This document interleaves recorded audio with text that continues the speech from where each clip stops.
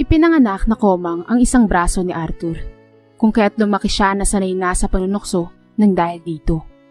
Pero hindi na lamang niya iniintindi iyon sapagkat totoo naman. Basta siya ay nagtatrabaho ng maayos sa kasalukuyan niyang pinapasukan. Isa siyang dishwasher sa isang restaurant. Pero sa kabila ng kakulangan, nagagawa pa rin niya ng maayos ang mga gawain. Pero hindi pa rin maiwasan na minamaliit siya ng mga katrabaho ng dahil sa kalagayan niya. Ayon sa kanila, ay babagal-bagal raw siyang kumilos. Baka wala nang magamit ng mga plato at kubyerto sa mga customer. Pero hindi niya na lamang iniintindi iyon. Dahil para sa kanya, nagagampanan niya naman ng maayos ang kanyang trabaho.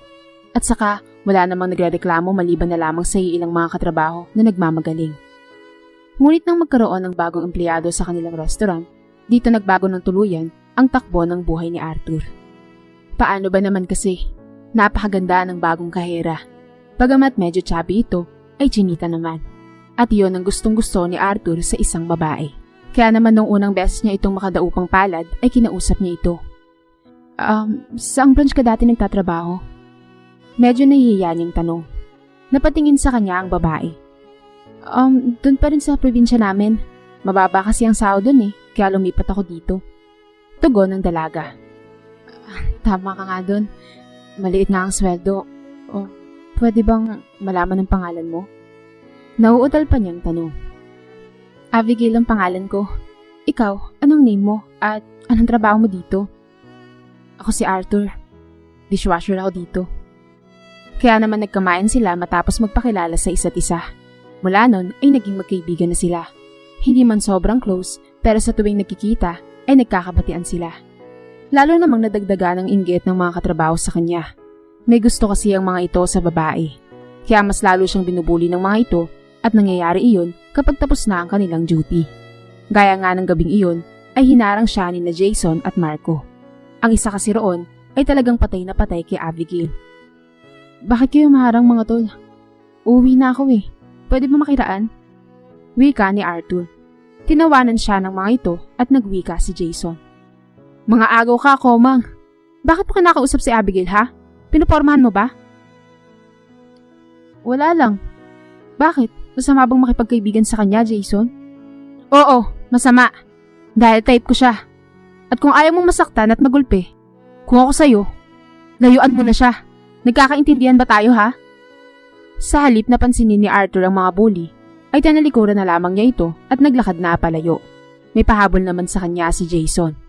Ayon dito, magkakaroon na siya ng black eye kapag nakita nito na pinupormahan muli niya ang dalaga. Palagay niya kasi ay hindi naman yung gagawin ng katrabaho dahil sa makikita ng kanilang manager. May posibilidad na matatanggal ito kapag ginawa ang bagay na yun. Sa palagay pa nga niya ay natatakot lamang ito.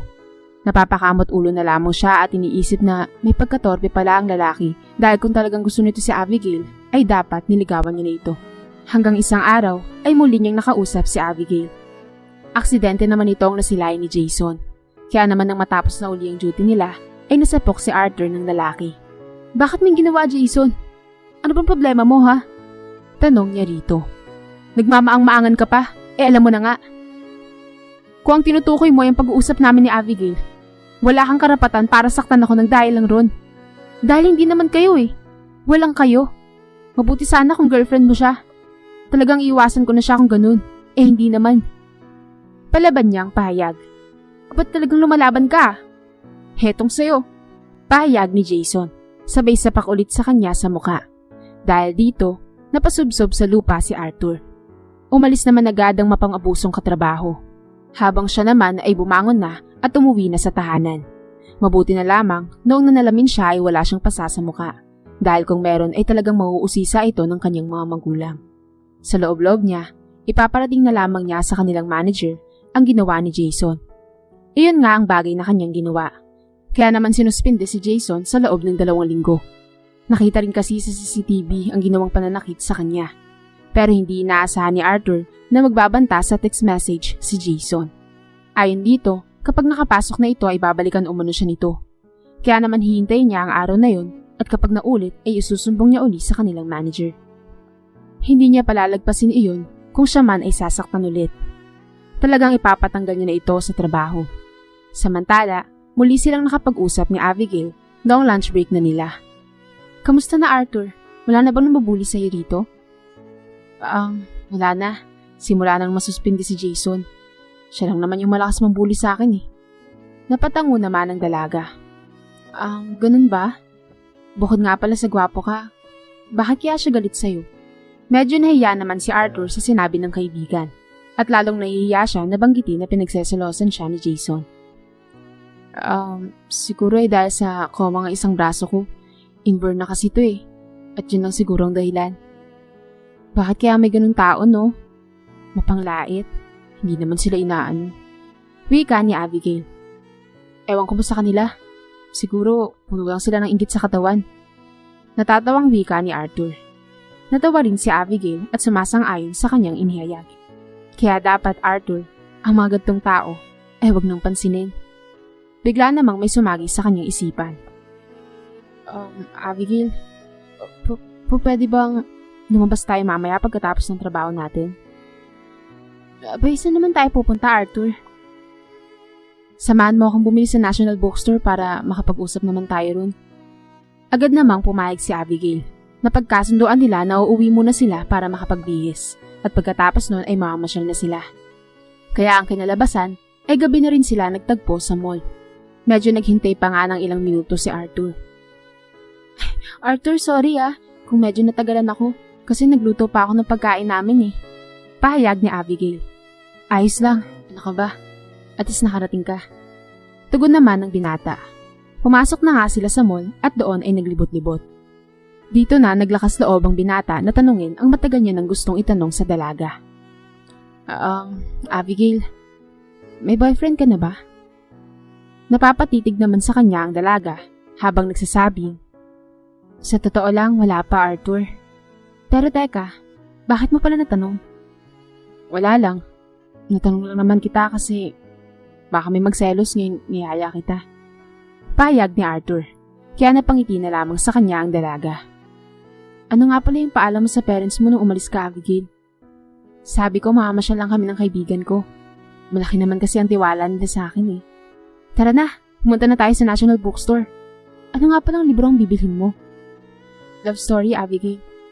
Aba, mahilig ka rin pala dyan Sino nga pala yung writer ng gusto mong bilhin na libro?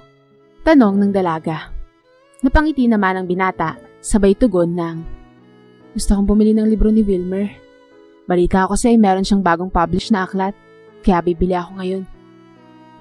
Aba, kilala ko rin siya. Magaling niya magsulat ng love story eh. Nakangiting tugon ni Abigail. At nang matagpuan na nila ang National Bookstore, ay pumasok na agad ang dalawa. Pagkuway, bumili na si Arthur. Pagkatapos nito, ay niyaya niya na ang dalaga na kumain naman sa fast food. Alam mo, kapag inulit ni Jason ang pananakit sa akin, isusumbong ko na ulit siya sa manager natin hanggang sa mapatanggal siya. Natatawa niyang pahayag. Tama yan, para naman madala na at hindi na gawin sa iba. Kaya dapat talaga na mawalan ng trabaho ang Jason na yun. Hindi naman kasi siya nagtatrabaho ng maayos at nangahamak lang ng kanyang katrabaho. Abigail, may tatanong ako sa'yo. Anong gusto mo sa isang lalaki? Dahil sa klase ng tanong niya, napatitig ito sa kanya. Siyempre, yung lalaking makadiyos. May malakas na pangangatawan para maipaglaban ako. Masipag at siyempre gwapo. Nang marinig ito ni Arthur, ay bigla siyang nanlumo. Paano ba naman kasi? Halos wala sa mga nabanggit nito ang katangian niya. Balak niya kasing ligawan si Abigail. Sapagkat unang beses pa lamang niya itong nakita, ay na-inlove na siya. Naisip niya na baka wala siyang pag-asa kay Abigail. Sa lahat kasi ng nabanggit nito, kasipagan at pagiging makadiyos lamang ang mayroon siya. Oh, bakit yata tahimik ka?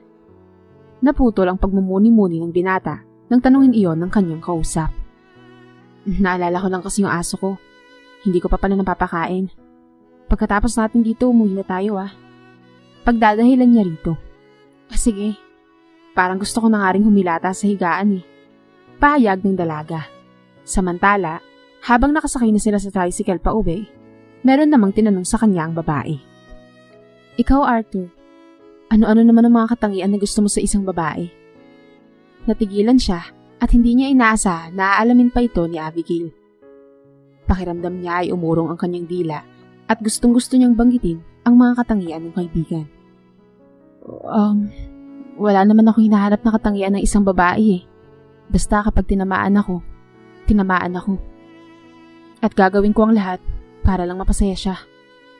Seryosong pahayag ng binata. Hindi naman na nakapagsalita pa ang dalaga. Hanggang sa makauwi na sila sa kani-kanilang tahanan.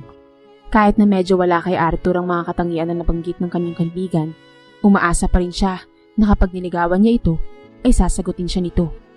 Lalo na't malakas ang kutob niya na madali niya itong mapapamahal.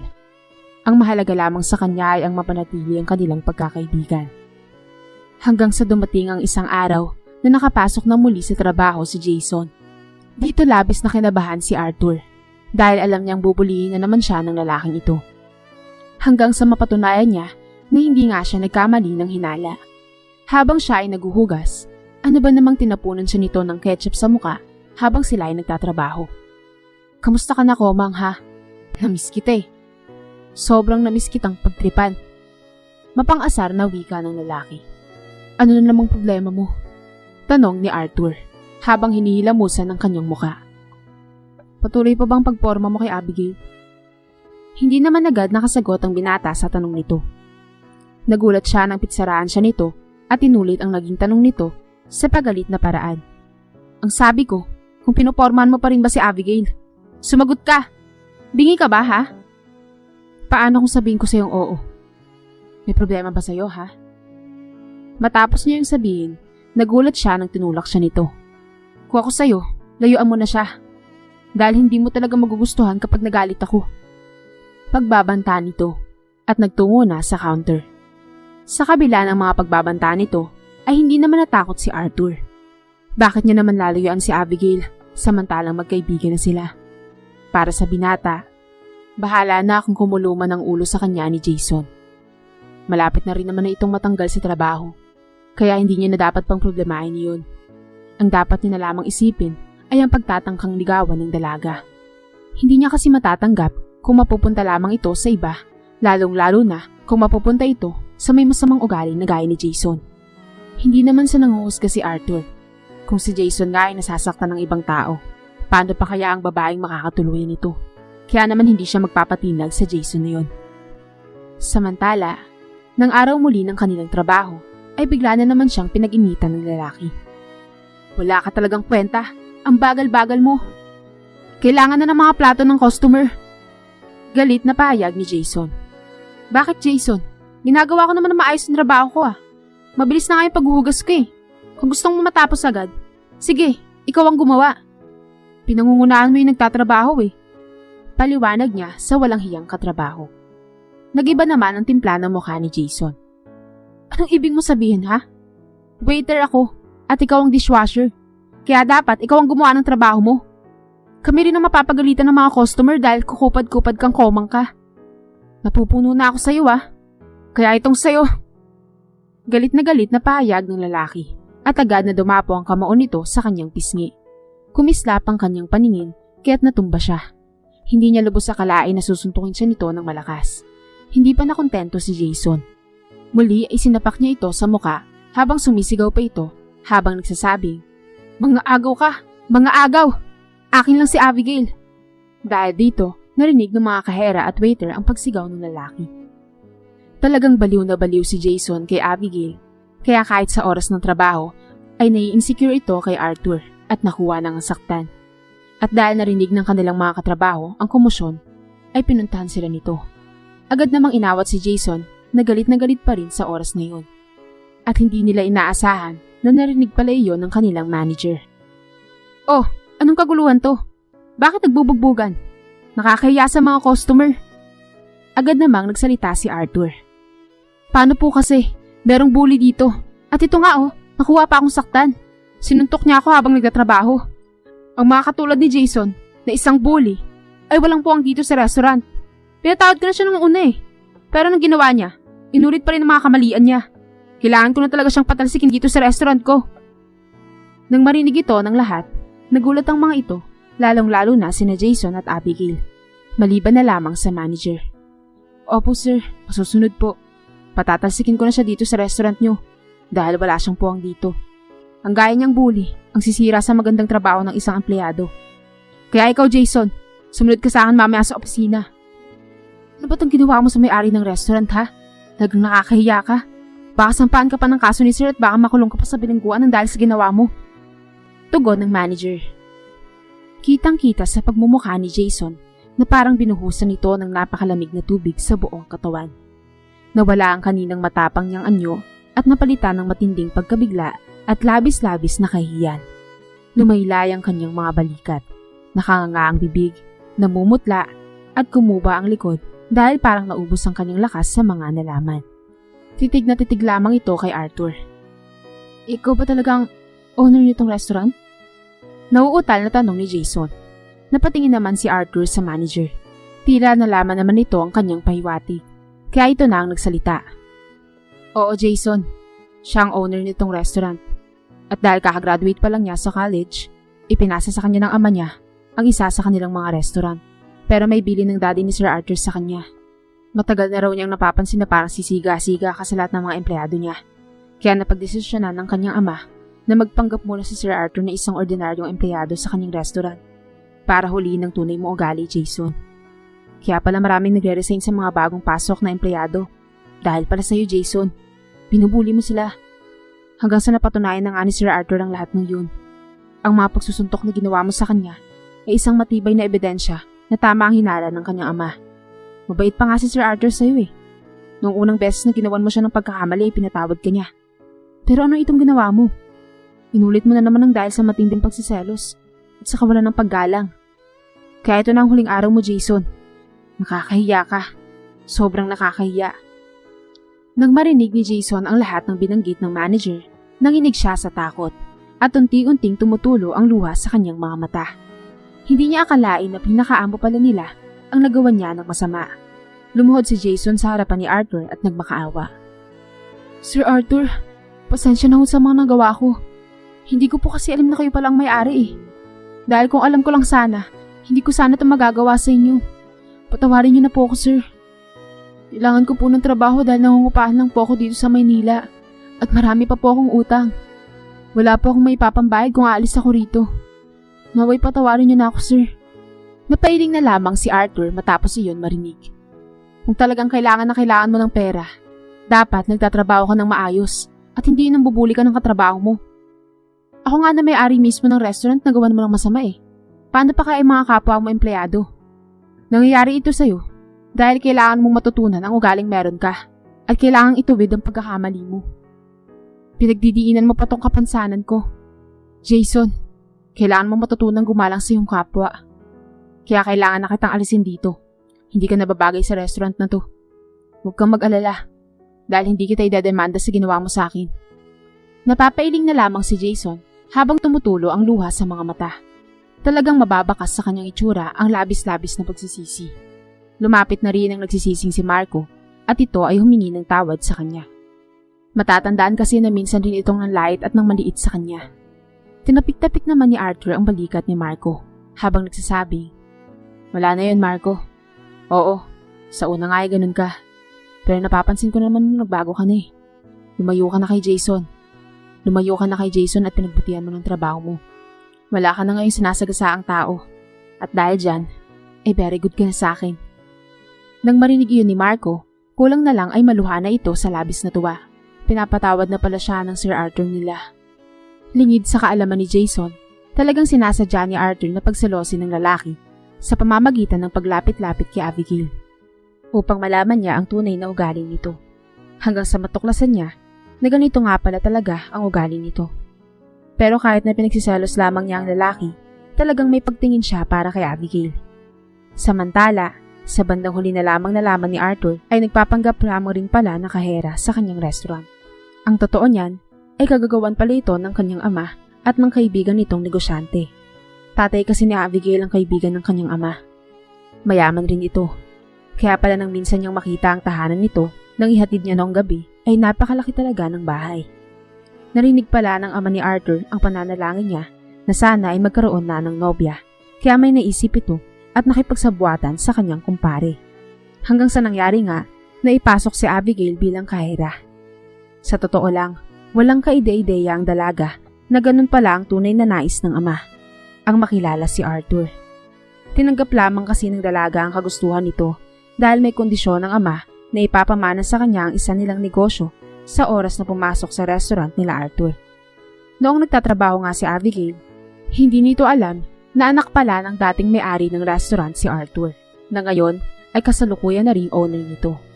Kaya talagang gulat na gulat sina Arthur at Abigail nang muli silang magkaharap dahil pareho pala silang sinet up ng kanilang mga magulang. Magkumpare kasi ang mga ito, kaya talagang gusto nila na magkatuluyan ng dalawa. Natuwa sina Abigail at Arthur nang mabatid na pareho pala silang bagong owner ng kani-kanilang negosyo. At dahil sumunod sa pinagkasunduan si Abigail, ibinigay na nga ng ama nito sa kanya ang negosyo. Kaya sa bandang huli ay umalis na rin sa pagiging kahera ang dalaga.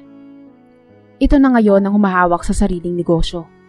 Sa kabila ng pagkaalis ni Abigail sa restaurant ni Arthur, nanatili pa rin silang magkaibigan at nagkikita sila kapag may libreng oras. Hanggang sa niligawan ng binata ang dalaga. Hanggang sa bandang huli ay nagkatuluyan sila at naging magnobyo at nobya. Samantala, habang binabagtas ni Arthur ang kahabaan ng highway, may nakita siya sa sidewalk na isang lalaki na punong-puno ng dumi ang kasuotan at naninimos.